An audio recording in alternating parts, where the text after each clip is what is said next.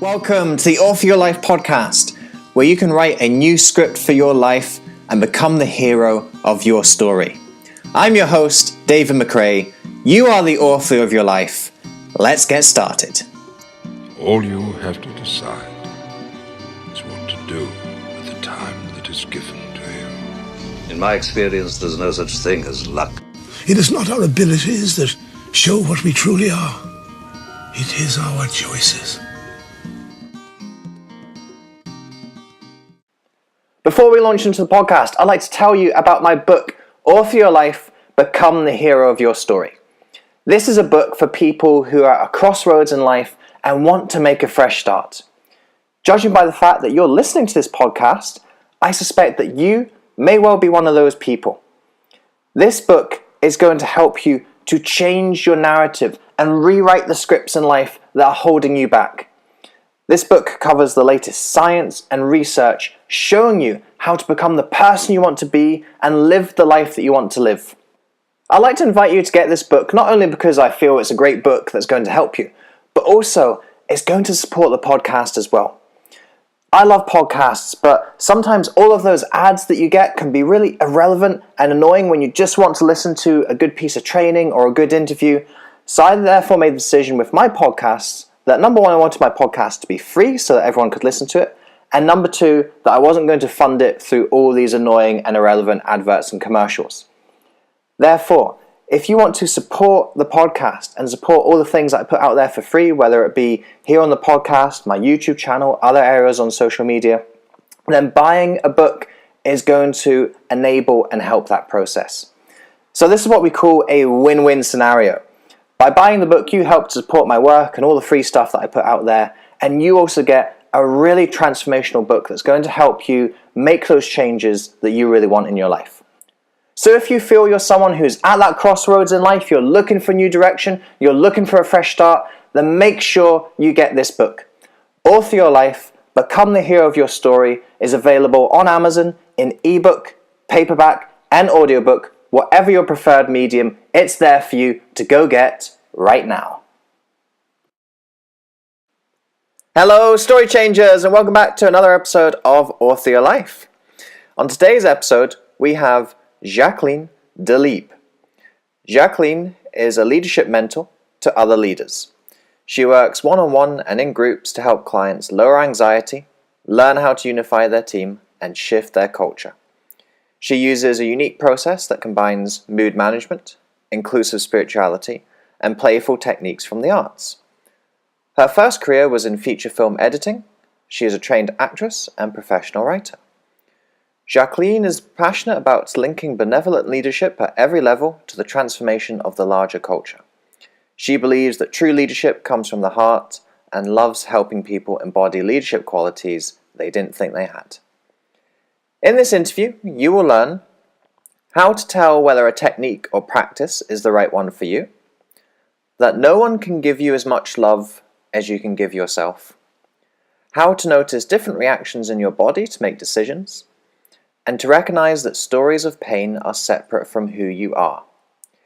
You're going to enjoy this and so much more in this interview with Jacqueline Delibes. Jacqueline, welcome to the Author Your Life podcast. Thank you, David. Thank you for having me. I'm glad to be here. So you have a varied and fascinating story, and the audience is going to find out more about this as we go on today. But I'd like to try and find a beginning point, if that's possible. Where do you think the journey that you find yourself on now really began for you?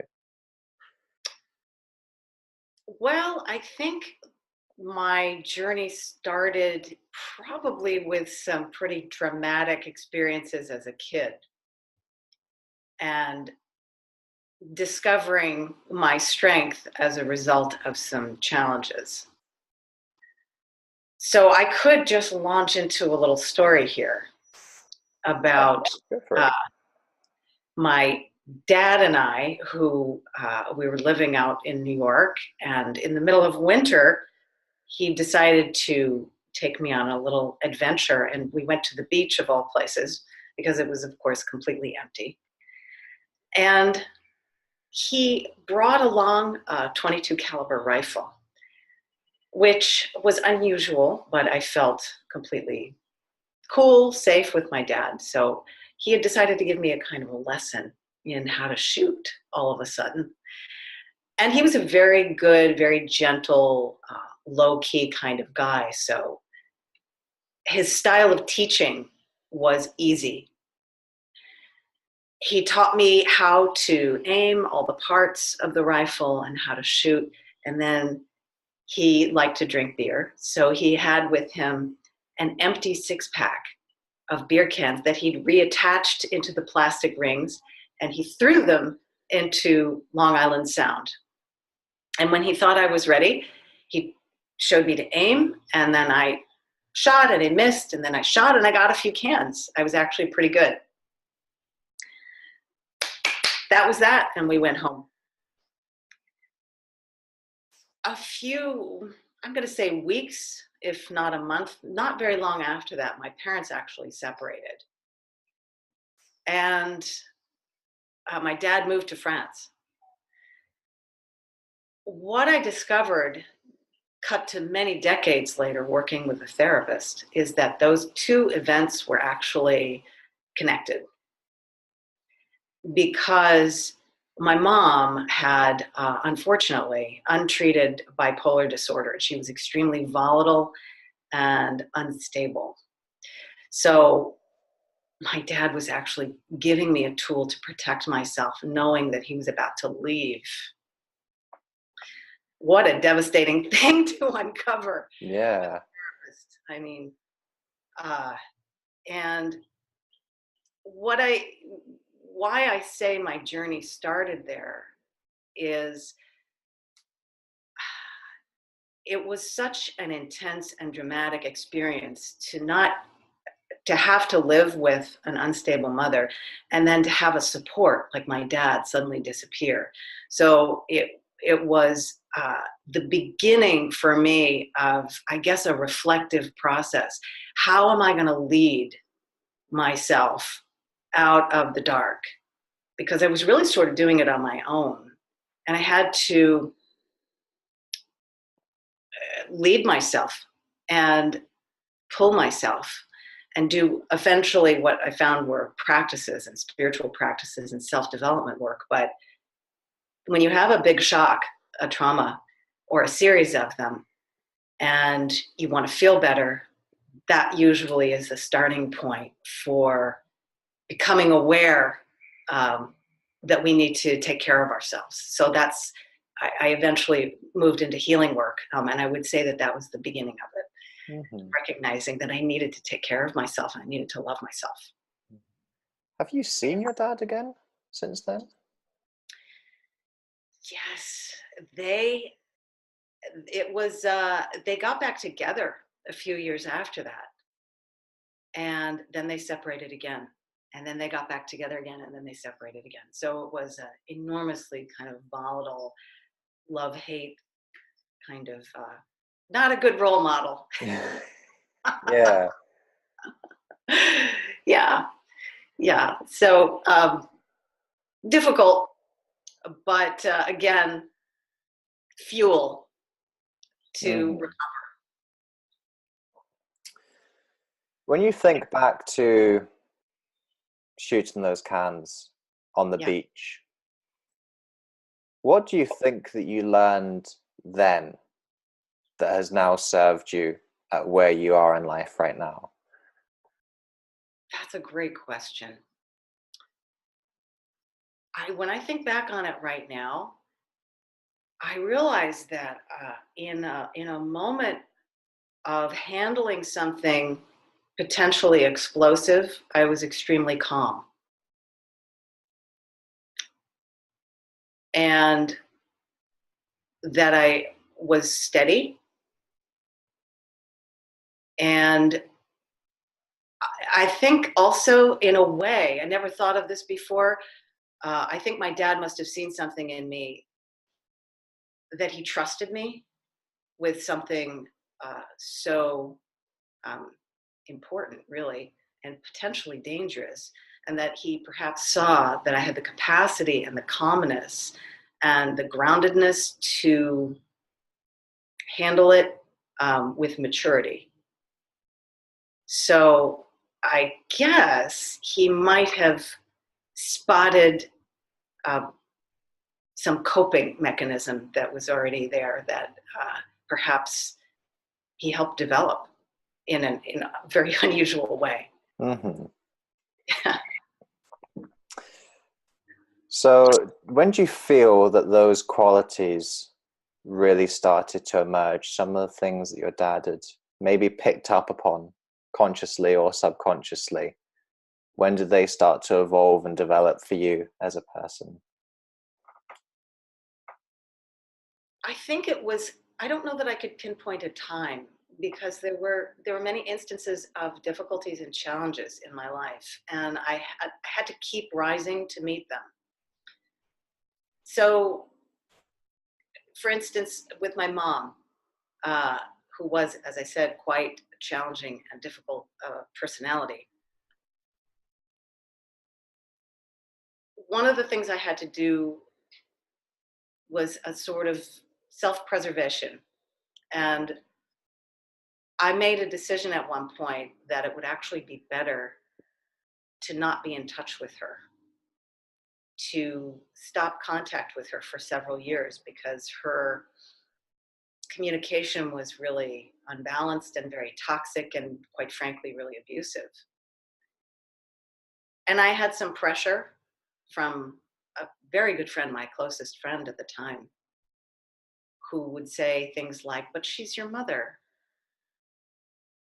And the urge to recover from that pain and to remove myself from the source of the toxicity overruled the pressure to conform to the social niceties of having a family that looked like it was okay. It was more important for me to take care of myself and heal than to look like the perfect daughter. And so that takes a certain kind of inner resilience, I suppose, that maybe my dad saw, that I called upon to resist outside pressures for things to look a certain way, and to make my health and sanity the number one priority, regardless of what other people thought. Mm-hmm. You've spoken a lot about healing so far, and healing is very much what you do. And clearly, from what you've described so far, there was a lot of personal healing that you had to do. There was a lot of healing that you had to do for yourself in order to be able to kind of do it for other people. When did that start? When did this journey of healing begin for you? Well, for me, I think I include, I would define myself as spiritual but not religious. Mm-hmm. And I've always been drawn to the Eastern disciplines. So Yogananda, Paramahansa Yogananda, was an extraordinary avatar, and I came across his iconic book, Autobiography of a Yogi, when I was in my 20s. And I consider that type of work and reading to have been part of my recovery process, because of the emphasis on the oneness of humanity and that we are really made of love. And to start to incorporate those types of teachings, having come from this pretty barren and abusive environment, was kind of a wonderful relief. So I would say, and there was no spirituality in my family whatsoever. I was kind of an outlier. I just picked up the book and I loved it. And so that began a kind of journey for me of healing. And then I went through many different types of practitioners, starting in my 30s, including traditional therapy and alternative. I'm really interested in out-of-the-box type of work, while also keeping my discernment as sharp as I can and assessing, this might be out of the box, but is it right for me? This might be conventional, but is it right for me? How do I actually feel as a result of this work? Am I feeling better or not? So Yeah, I think the spiritual stuff started it. And then in my 30s, I began to work with different types of practitioners.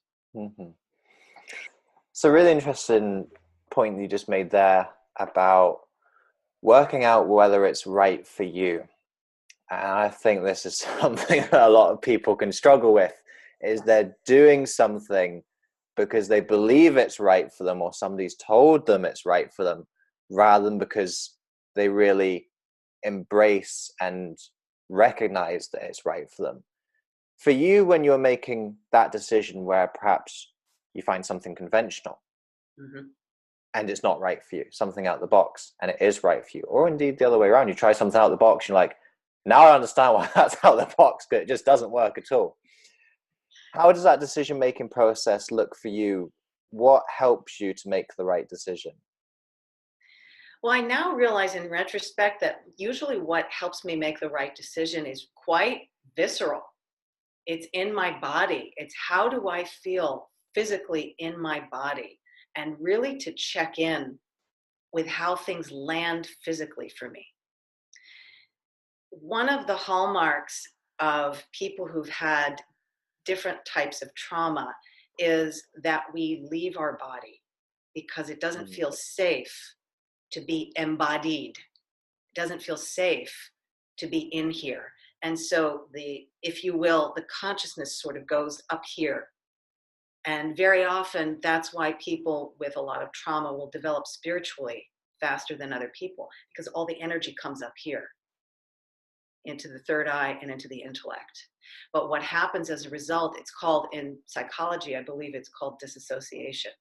To become disassociated and sort of removed. So part of the healing process is to come back slowly and carefully into the body. And it's at that point that once I started doing that type of work, that helped me assess every healing path and practitioner I came into contact with. How does this actually feel? And that includes conventional therapy, and whether or not talking about something is enough. I've got some neighbors nearby. Sounds like they're singing.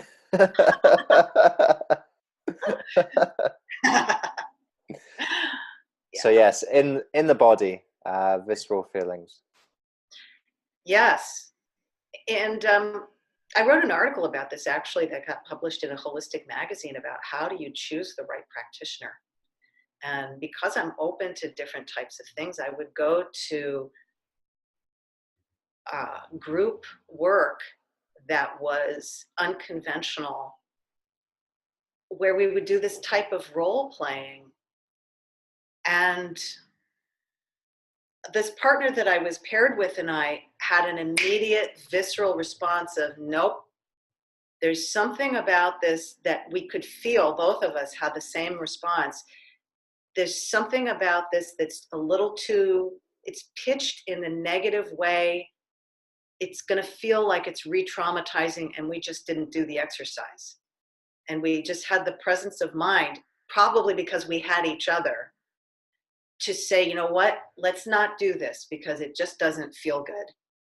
And the whole room of 80 or so people was engaged in that exercise, but we didn't feel like it was going to be beneficial, so we didn't do it. And it's the same kind of thing as, cutting off contact with a toxic parent. You kind of have to resist sort of social pressure sometimes. To each his own. It's not necessarily advice that I'm giving, but I do think that kind of self-assessment about, is this really right for me right now? It's so important. Yeah, I was speaking with a friend just yesterday, actually, and he's working in a job just now, and in the end, they've decided that they're not going to continue to take him on and continue to employ him. And he said, David, it felt really weird because I didn't feel disappointed. And I think because I didn't feel disappointed, that actually I was already ready to make a change and go on and do something different. And this is almost just like the excuse for me to go and do that. So we started talking about gut feelings and listening to that intuition. I said to him, yeah, I think this is something that's really important. Like, I come from in terms of my background and my education, I've got a degree in psychology. So that's all very much in the intellect, rationality, objectiveness, scientificness. And a lot of that comes into the way that I look at life and planning and strategizing and looking ahead into the future. But also, I think you've got to have this element of intuition, gut feeling, whatever it is that you want to call it. And I know for me in my life that every time I've had a bad feeling, in particular a bad feeling, not so much when I have a good feeling about something, but every time I have a bad feeling about an event or a person or a decision, and I don't listen to that bad feeling, I always regret it. I always find out that, yeah, I shouldn't have trusted that person, or that was the wrong decision to make, or there was something wrong with that circumstance. So I think being able to particularly listen when you're getting a bad feeling, it doesn't quite work so well for me the opposite way around. When I get a good feeling about something, doesn't necessarily mean it's a good thing. But the other way, every time I haven't listened, I've ended up with yeah, a bit of regrets about not listening to it. It's very important. I've even had I'm in Los Angeles now, but I used to live in New York City, and was developing, unbeknownst to myself, my intuition. And I would listen to my you develop a spidey sense, like your own kind of inner sense of things. In New York, it's very crowded. You have to have your eyes open. And I remember having a few instances where I thought, you know what? I'm going to keep walking, but I'm going to put my purse on this side and I'm going to move over here. And I would evade an attempted mugging because I could tell by the way this fellow came around and looked right at me, as if to say, how did you know?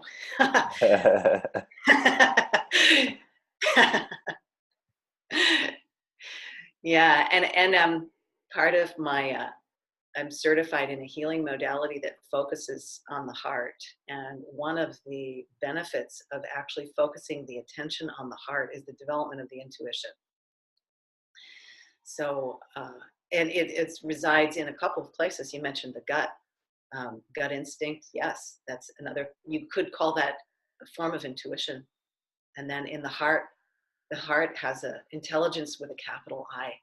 And then other people talk, this is not my area of expertise, but others talk about developing the third eye, and that's also a seed of intelligence and intuition. So we've got a number of spots. And again, it's very body-based. Yeah. And that's one of the reasons that, feeling that decision is really a good antenna to trust. Yeah.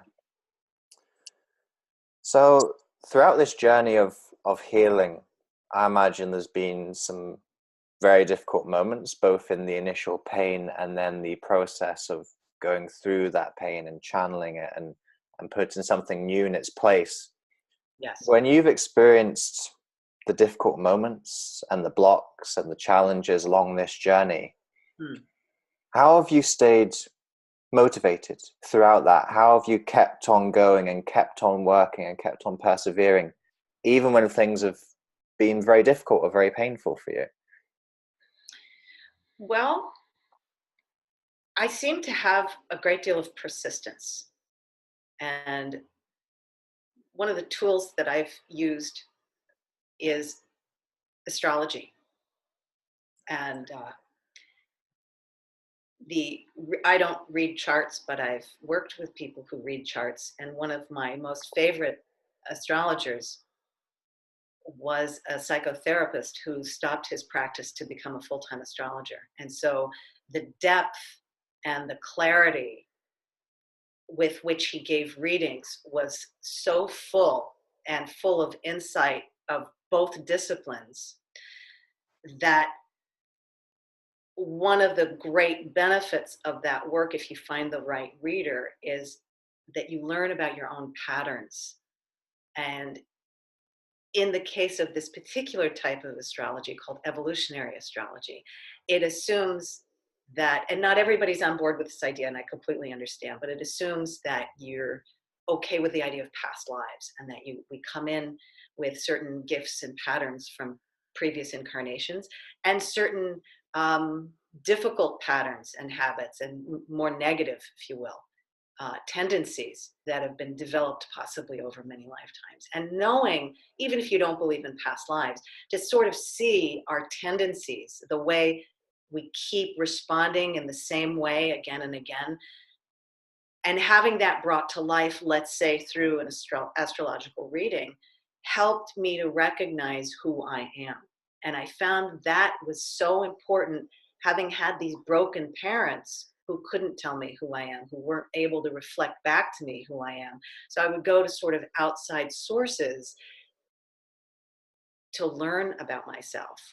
And learn, in that case, I saw verified from another practitioner how persistent I am. And that, I don't know, I have a kind of innate drive to get to the bottom of things and to be persistent. And if I'm in pain, in psychic pain, and facing a challenge, I can rely on myself to continue to search for that light and for relief. So I'll focus on relief and start attracting relief. And I try to ask myself productive questions. I still have to remind myself to do this, but to really focus on what the result is that I want. And if I want relief because I'm in pain, I'll try and, it's sort of like using affirmations, but I'll say, all right, now what's the right next step, or who's the right next practitioner that's going to help me feel better? And by focusing on relief in combination with my innate tendency to be very persistent, I would get myself through that difficult period. And the knowledge also that when we're immersed in a painful state, we really are immersed in it because it feels like that's the only reality. When you're in that state, that's also another hallmark of trauma. You get hijacked. Your brain gets hijacked by the, just knowing that. And then calming the system, calming the nervous system, deepening the breath, focusing on the heart, and really cooling the system down, and knowing that that's a go-to tool, especially right in the middle of crisis, to slow everything down, gets access to those higher brain functions so that we can make a better decision. So it's a kind of a matrix of things: persistence, slowing down the breath, and knowing one's own patterns. And then having the awareness, okay, this is a state of mind, I'm immersed in it, but I know I've been in other states that feel great. So I know that it's possible I can get out of it. Mm-hmm. I liked that answer, but in some ways it annoys me. I love that. And it's, that's why. and it's nothing to do with you. I like to ask this question about what motivates people, what drives me. Only because I find this is a very difficult question to answer for myself. With the work that I do, seminars that I run, students that I work with, a lot of the time I'm asked about motivation.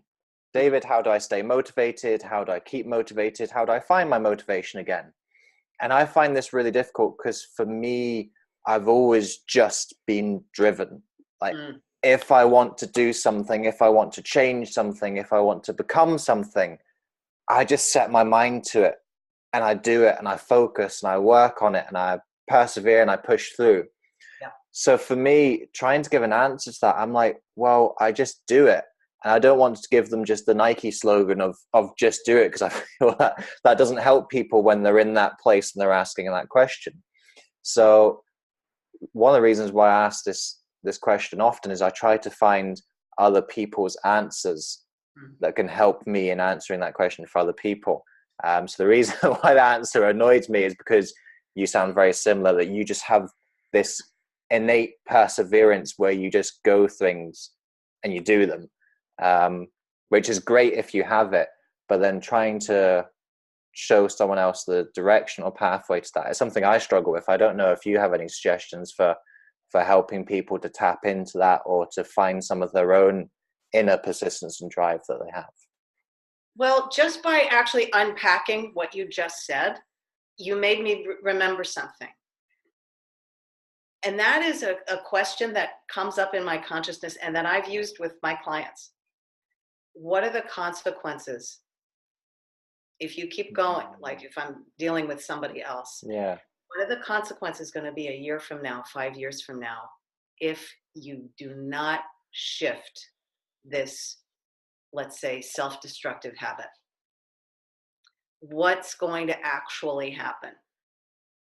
And how is that going to affect your life, your quality of life, your ability to make income, your relationships?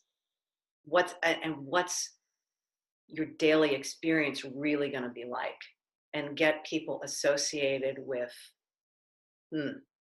what happens if I don't change? And it has to really be emotional too, and not just intellectual. Yeah. I think. Yeah, I like that. Yeah. Think about the consequences. I think that I might probably have a similar question, because yes, you're right. I know what you mean. There is a sort of inherent drive there to persist. Yeah. But I do feel for myself that I'm probably on some level saying, uh-oh, what if this doesn't shift? I got to do something. Yeah. Yeah, no, that makes sense. That gives me some more idea of how to relate it to other, because I think when we're talking about motivation, is something that I see as a very common factor among people who've done great things in their life, people who we look up to and we put up as role models and as leaders, that all of them have had this story of struggle and this story of pain. And it seems like that struggle and pain, interestingly, for some people, that struggle and pain destroys them. For other people, the struggle and pain pushes them, and it defines who they ultimately become and the things that they're able to do. So I think being able to connect with struggle and pain and use it as a driver rather than using it as something that brings you down is something that's very effective. And that's certainly what I found in my life. And I would guess from your story that that's something that you've used as well, like that natural persistence and strength has come from having to face a lot of struggles and overcome them.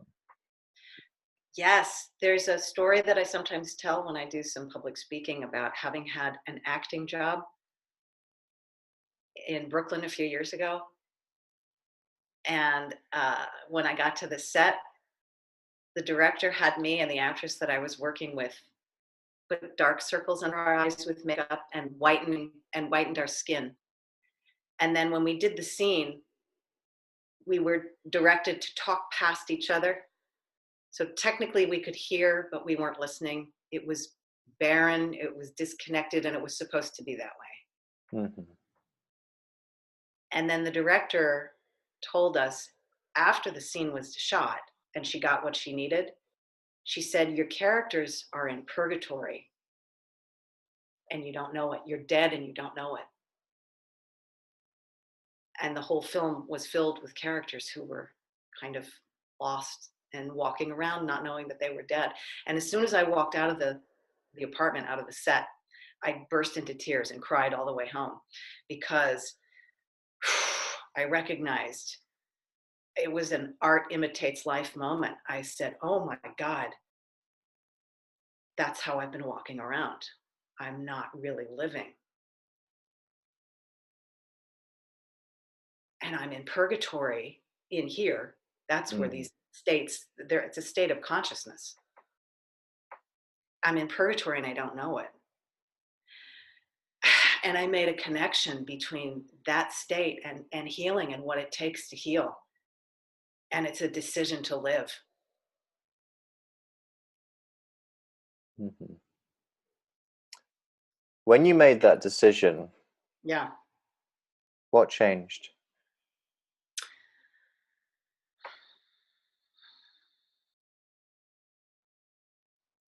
The healing practitioners and books, everything I was trying to do to heal myself started to actually take root. Because I think before it was working a little bit, but I wasn't fully on board. Yeah. And what I say when I give that talk is, it's not that, thank goodness, thank God, it's not that I was suicidal. It's not that I wanted to die. It's that I had not yet decided to live. And once I made the decision, oh, okay, yeah, I want to master this now. Okay, now I get it. If I choose to live and experience the joy of life and emerge from this victim identity by making a choice to do that, then the law of attraction starts to kick in. You make a decision to live, and then you start to get life affirming help. And so I felt that I felt much more connected to my body and to life itself, and to the hope and the possibility that recovery is actually real and really possible. So I think that things started to really take root more. It's a little hard because it's such an inner state. It's a little hard to put it into language, but um, it just felt more real, more accessible, more hopeful that, wow, yeah, I've had some really difficult circumstances, but I feel like this is something that, with help from other people, I'm going to be able to not only inhabit my life, but be able to help other people now because I've been there. Is there anything that you do on a regular basis, a routine, a habit that you have, routines or habits even, that help you to get into that place, that help you get in that place of feeling that you are really alive and that you are living your life to the fullest that you can? It's the biggest cliche, but it really works, and that is a gratitude practice. And I do it every morning.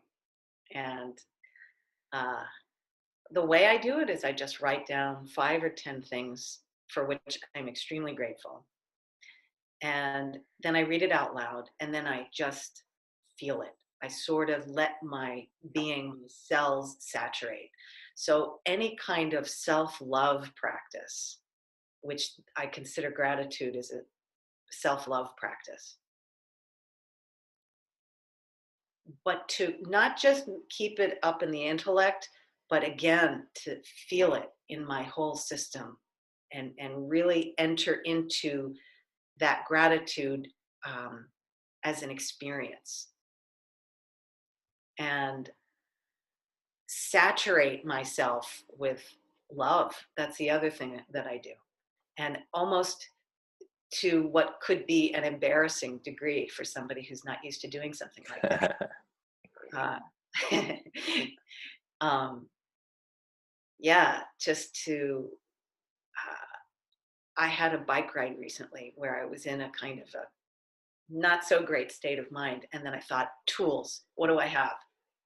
And I said, it's going to be embarrassing, but I'm going to say it because it really worked. I started to say, I love you, Jacqueline, inwardly while I was riding my bike. And again, sobbing because it was an experience. It wasn't intellectual. I was like, this is something I really need right now. And one of my readers back in the day, maybe an astrologer, maybe somebody else, said, no one can ever give you the love that you can give yourself. And it's a trope, it's a cliche, I suppose, but it's really true. It's really true. But to make it an experience, and again, like a borderline embarrassing to admit kind of, but saturating ourselves with that love and really beaming beaming that self-care at ourselves, because I found that it shifts everything. It shifts all my relationships, even with strangers on the street. Mhm. Yeah. I'm glad that you brought up the topic of love. I think love is something that's missing in the world now. It's something that we've lost a lot of connection with. Love for ourselves. A lot of individuals have lost the love for themselves, or they can't find the love for themselves, and then equally for other people in the world, the 7 billion people that we've got to share the world with. There's a whole lack of love between a lot of us as humans. And I think this is something that in the next few decades and the rest of the century, I really want to see change and start to see reversed, is bringing more love into the world. So for you and your perspective on love, what do you think we can do to bring more love into the world? Honestly, as again, cliched as that is, that would be the first step, is that self-love, and that really, I call it radical self-care, just saturating ourselves with care and knowing that we deserve it. And in order to, science, the modality in which I'm certified is evidence-based, and we have a magnetic field around us. The heart creates a magnetic field, and in that magnetic field, our emotions are stored, and we literally affect each other immediately.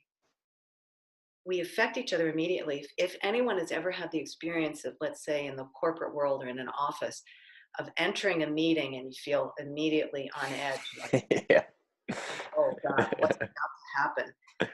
That's your magnetic field feeling the other people's in the room magnetic field, and feeling that trepidation because they're carrying that in their system. So we affect each other immediately, viscerally.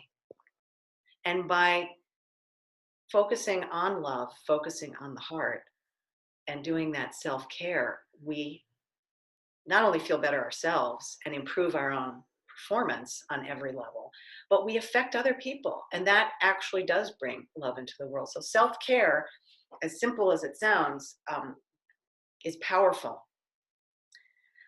And I think of love as an energy. It doesn't have to be, personal or romantic. It is goodwill is a form of love. How we spend our money and what we invest in can be a form of love. And one thing, I know it's maybe a little abstract, but what I like to think about is what would happen, or even plant this seed out into the universe.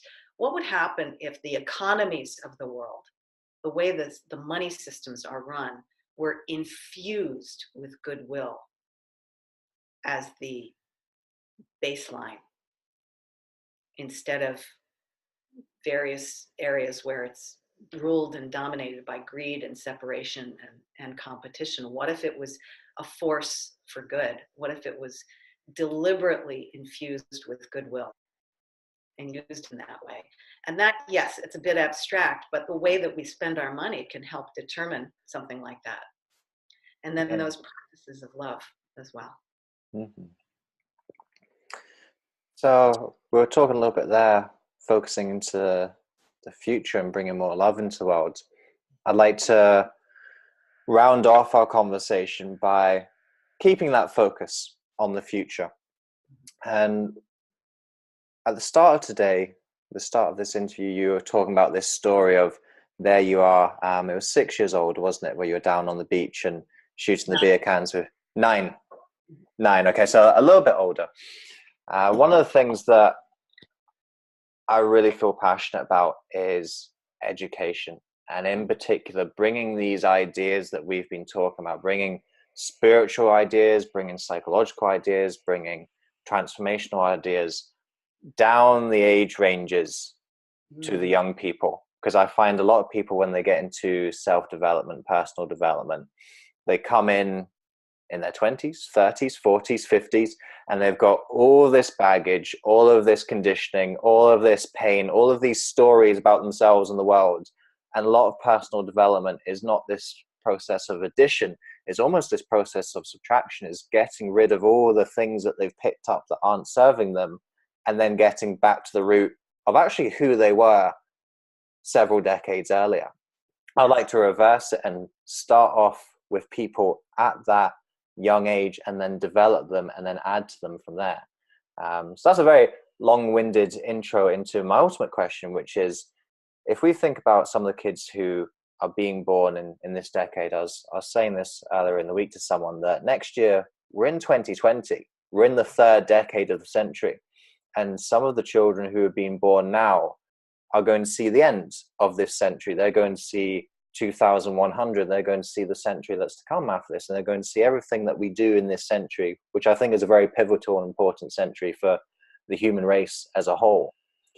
If you had one of these children before you now, a child very young, 5 or 6 years old, what would you be saying to them to help give them guidance and support for the life that they're about to live in this century that we have to come?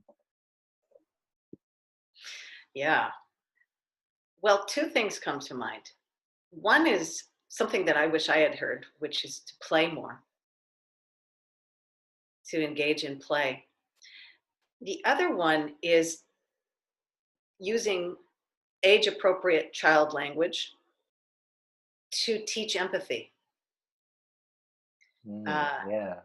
Yeah, and to help children understand that what they do to another, they do to themselves, and to understand that we're all sort of one living organism, and to teach empathic skills, to teach empathy, and to help them see that we're connected, so that they feel it. I think the devices that we have, phones and stuff that sometimes children that are very young have, can keep them disconnected, and they can write things and not see the consequences of what they've said, and it interrupts learning empathy. I think that, making a concerted effort to do that, and probably that will end up in schools, I would imagine, alongside the parents' instruction. Yeah. So speaking of those children, developing them for the future, I'd just like to think back to, again, that story of where you were as a child. How has your life turned out differently from what you thought it would at maybe that age? I didn't know how it would turn out. I never had a real thought about what. I had one image. I will say this: I had one image when I was a kid, that I'd be speaking in front of people, and that's starting to happen. However, I didn't really think, oh, I'm going to be this. I'm going to have this kind of job. So I was really so focused on surviving that it wasn't really possible when I was younger to have a kind of a vision for the future. So it's different because I didn't have a vision. Yeah. So switching that around, if we go from being young to being old, and ultimately one day we're all going to have our final day. We're going to have our last day on Earth. We're talking about past lives earlier. We'll have our last day of this life. If we've got more lives to come, that'd be great. If we don't, then this is it. This is the one that we've got to make the most of. Yes. When you get to your last day, hopefully many years from now, and you look back on the time that you spent in this life on Earth, what legacy do you want to have left during that time? I think that I will have wanted to be a catalyst for other people's healing, to be a catalyst for transformation, and to have hopefully provided, I don't know about shortcuts, but to help people understand, first of all, that they're not alone in their healing process and that healing is possible. And just to sort of demonstrate I'm writing a book actually about my own healing process. I've just started it. And, I think it's going to be helpful so that people can see that what they're going through has some benefit if they use it that way. And they can use, just like you were saying earlier, their struggles and difficulties and trauma as a launching point to recover. And when you demonstrate your own experience with that stuff, it really does help people evolve. That's what I'd like to do. Mm-hmm. So, Jacqueline, for people who've been listening today and they've connected with your story, they've liked some of the thoughts and perspective that you shared, and if they want to find out a little bit more about who you are, what you do, some of this work, some of this healing that you've been speaking about, where would you direct people to go to be the best place to find out a little bit more about who you are and what you do? Sure. I have a website, which is really just my first and last name. And the short version of it is jdelibes.com, jdelibes.com. And that's where I've got lots of information and description about what I do in the leadership area as a leadership mentor for other leaders. Well, Jacqueline, thank you very much for sharing your story and your lessons today. I liked your varied approach. You were speaking earlier about how you've taken from lots of different ideas and lots of different paths and philosophies, and that I thought was evident in the way that you spoke today, where there was lots of different perspectives and ideas coming through. So I'd just like to take a moment to acknowledge you for that and thank you for sharing all of that today. Thank you so much. I appreciate it. Thank you so much for listening to this episode. If you enjoyed this episode, I'd appreciate it hugely if you could head over to iTunes and leave a rating and review for the podcast. With your review, please be as honest and detailed as you can be, because with honest and detailed feedback, that helps me to adapt and grow this podcast to most serve you, the listener. Also, if you enjoyed this episode, then make sure you subscribe to the podcast. That way you aren't going to miss any of the future episodes that we've got lined up for you. Until next time, remember that you are the author of your life.